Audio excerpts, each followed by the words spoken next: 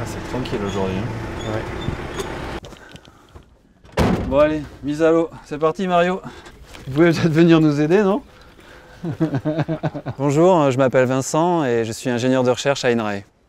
Ici, on est sur le lac de Lacanau, qui est un lac naturel. Et on est là pour étudier, être un peu au chevet des lacs et étangs du littoral aquitain. Il y a une odeur dans ce camion. Je sais pas ce qui s'est passé, mais...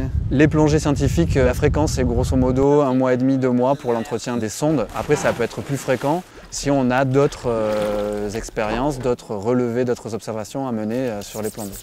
Donc on la nettoie un petit peu, on nettoie un petit peu la sonde. Donc ouais, ça a fonctionné.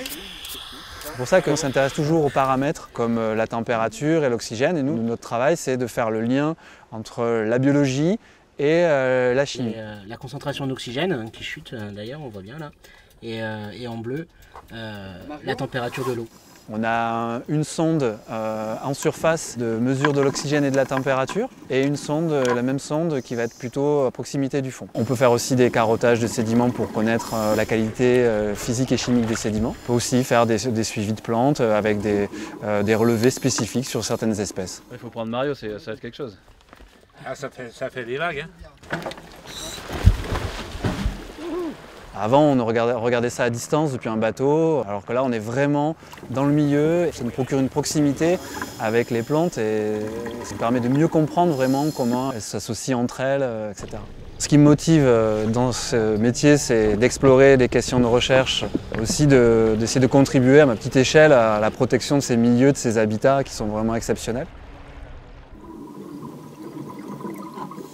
On voit ici à Lacanau, c'est un plan d'eau peu profond, donc le vent il va brasser l'eau, donc on a toujours de l'oxygène de la surface jusqu'au fond, ce qui n'est pas tout le temps le cas des plans d'eau plus profonds, notamment au sud du bassin d'Arcachon, où là on peut avoir parfois des déficits d'oxygène près du fond. Potentiellement, si ces phénomènes de vent étaient renouvelés dans le temps avec le changement, réchauffement climatique, ça pourrait avoir des gros impacts sur la faune et la flore.